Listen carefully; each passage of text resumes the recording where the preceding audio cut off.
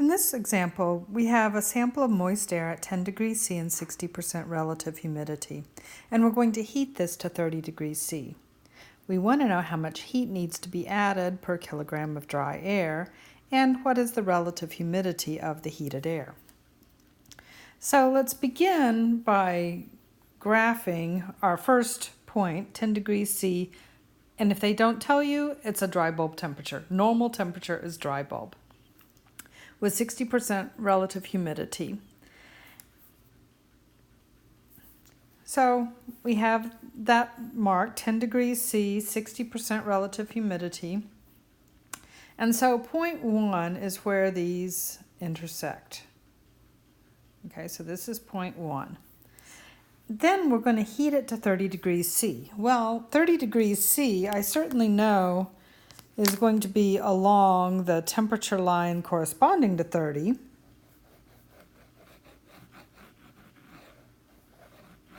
Okay.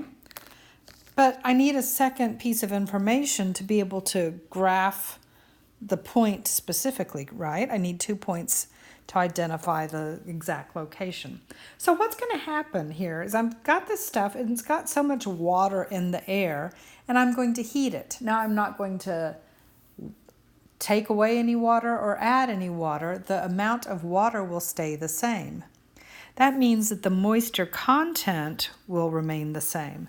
So if the moisture content remains the same, then I'm going to go from my for point 1 and just go straight across, following a line of constant moisture content. Okay? So constant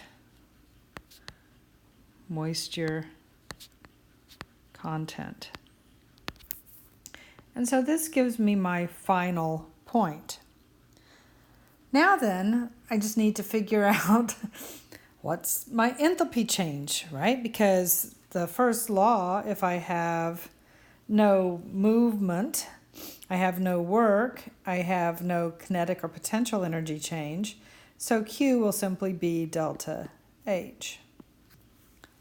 And therefore I just need to find the enthalpies of these 2 points. So the enthalpy at point 1, I'm going to find that by coming over here.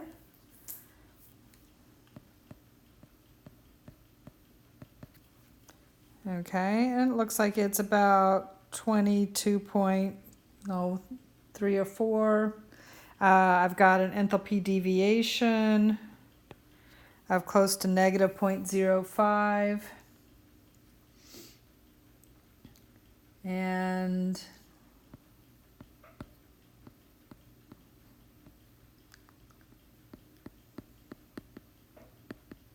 what I had found was 21.46 was my value for enthalpy 1.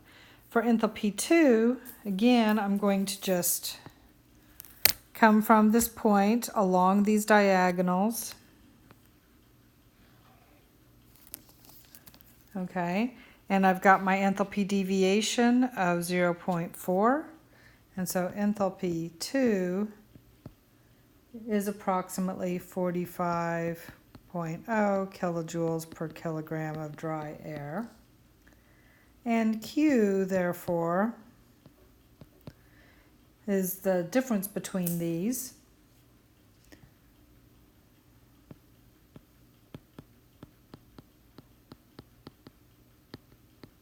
Keeping in mind that if I only use 2 to the first decimal here, that's all I can use there. So I have 23.5 kilojoules per kilogram of dry air. Now they also asked what's the relative humidity of the heated air. Well, this is pretty simple. I find my point here. I have 20% here, 10% here.